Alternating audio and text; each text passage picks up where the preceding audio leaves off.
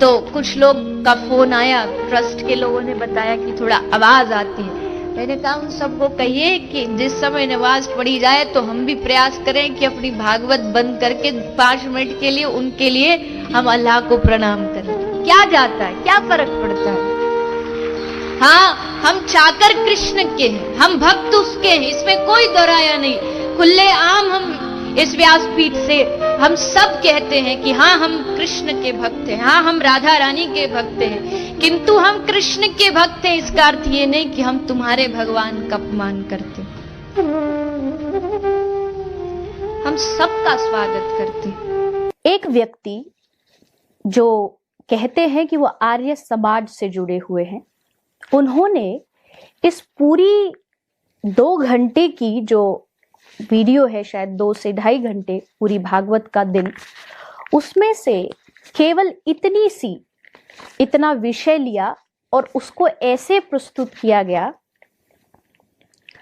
जैसे उसमें कहा गया हो कि जब आजान चल रही हो तब भागवत को रोक देना चाहिए और भागवत को पढ़ना नहीं चाहिए।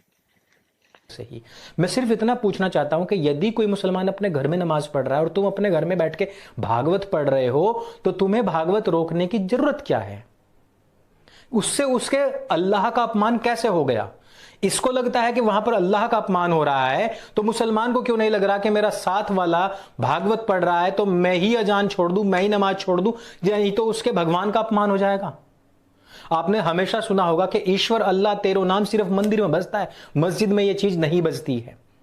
और नमाज अपने घर में पढ़ेगा, उससे हिंदुओं को कैसे पता लगेगा कि वो नमाज पढ़ रहा अथवा नहीं? ये अजान से पता लगता है। तो इस कथावाचक को यह भी नहीं पता है कि मुझे बोलना क्या, एक्चुअली वहां वर्ड था अजान अगर हो रही है तो तुम अपनी भागवत को बंद करके रख दो, कहीं उसके अल्लाह का अपमान ना हो जाए। पहली चीज, इससे उसका कोई संबंध नहीं है उसके अल्लाह के अपमान का। दूसरी चीज कि इनको मोहतरमा को यही नहीं पता है कि उस अजान में कहा क्या जा रहा है। इन्होंने कहा कि हम श्री कृष्ण के पूजक हैं, राधा के पूजक हैं, रुक्मणी किधर गई? ये लोग खुद ही तो एनफोर्स कर रहे हैं कि रुक्मणी को छोड़िए, राधा को अपनाइए। और बिना तथ्यों की बातें करने वाले ये लोग ये तक नहीं जानते कि अजान में कहा क्या जा रहा है। क्या कभी किसी मुसलमान को आपने देखा है इस तरीके की बातें करते हुए? नहीं देखा होगा। लेकिन मैं हजारों सैकड़ों आपको ऐसे भगवा वस्त्र को अपमान करने वाले लोगों को दिखा दूंगा। ये श्री कृष्ण के विषय में कह रही है। क्या ये इस बात को भूल गई है कि आज भी जहां पर श्री कृष्ण का जन्म हुआ था उसके ऊपर मस्जिद बनी हुई है? और अगर इनको इतनी सूझ रही है तो ये जरा जाएं और करवाएं भाईचारे से उसका थोड़ा फैसला और निकलवाएं उस जेल को, वहां से मस्जिद के नीचे से निकलवाएं जेल को। असली मंदिर नहीं है जिसमें आप माथा फोड़ने जाते हो अपना। मैं बात कहता हूं, कड़वी लगती है, लेकिन तुम एक गलत स्थान पर मत्था टेक करके आते हो यह सोच करके कि यहां पर श्री कृष्ण का जन्म हुआ था। अरे आस्था ही है तो ढंग से तो कर लो वो आस्था। अपने जीने मरने के लिए इतने बड़े तुम भिखारी बन चुके हो कि अपनी आस्था तक नहीं बचा सकते, और ऊपर से ऐसे ऐसे लोग व्यासपीठ बैठा रखे हैं जो खुद उन्हीं को ही बदनाम कर रहे हैं। अगर भगवान कहीं हैं तो वो भी सोचते होंगे कि यार मतलब मुझे वहां से मुक्त, मेरे स्थान को मुक्त कराने से तो गए, वहां पे और ऐसे लोग बैठा दिए हैं जो मेरे स्थान को हर करके बैठने वाले और उसको अपवित्र करने वाले, तोड़ फोड़ करने वाले लोगों का ही महिमा मंडन कर रहे हैं।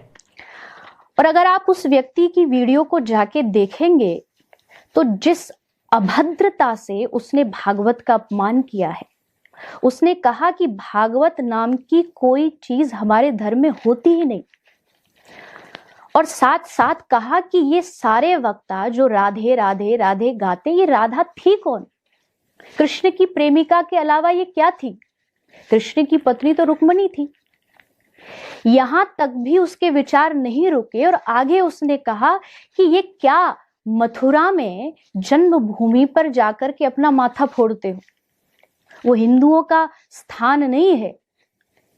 ये सारी बातें उसकी वीडियो में आप जाके देख सकते हैं। पहली बात, मैं इस बात को स्वीकार करती हूं कि मैं सर्व धर्म समन्वय में आस्था रखती हूं, और उसी भाव को लेकर के मैंने वहां इस विचार को व्यक्त किया कि बहुत जोर से आवाज आ रही है और इससे कई बार हमारे ट्रस्ट में फोन भी आया कि इतनी जोर जोर से आवाजें आती है, तो क्यों ना थोड़ी देर इसे रोक करके, भागवत को रोक करके उनके भगवान को याद कर लिया जाए। अल्लाह बाकायदा मुसलमानों को खबरदार करते हैं कि ये जो काफिर लोग हैं, ये फसादी लोग हैं। ये मोहतरमा जो बैठी हुई आज यहां पर बैठ करके इस्लाम के पक्ष में भाषणबाजी कर रही हैं, ये खुद एक काफिर हैं। लिखा कहां है? खबरदार हो जाओ, बेशक यही लोग फसादी हैं लेकिन समझते नहीं हैं। कहां लिखा है? सूरह अल बकरा आयत संख्या 12 में लिखा है। अब देखो, इस्लाम को नहीं मानने वाले का मतलब इस्लाम वालों की नजर में फसादी होना होता है। कैसे? पूरी तरीके से जितनी भी आयतें हैं उन सब की क्रोनोलॉजी को आप समझिए। अब ये केवल दूसरा अध्याय की बात हमने की है। अब चलते हैं तीसरे अध्याय की तरफ, जिधर अल्लाह गैर मुसलमानों से दोस्ती तक करने के लिए मना कर रहा है। मोमिनों को चाहिए कि ईमान वालों उसके विरुद्ध काफिरों को अपना सहायक या मित्र ना बनाए, और जो ऐसा करेगा उसका अल्लाह से कोई संबंध नहीं है। परंतु उनसे बचने के लिए, अर्थात संधि मित्र बना सकते हैं उनसे बचने के लिए। अगर काफिर के चंगुल में फंस जाओ तो उनको बचने के लिए उनसे एक संधि मित्र, छोटी सी दोस्ती कर लो। और अल्लाह तुम्हें स्वयं अपने से डरा रहा है, अल्लाह ही की ओर तुम्हें जाना है। कहां लिखा है? सूरह अल इमरान आयत संख्या 28। और ये यहां बैठ करके व्यासपीठ पे क्या कह रही हैं? ये इस्लाम का प्रचार कर रही हैं। इस वीडियो के सामने आने के बाद सवाल तो बनता ही है,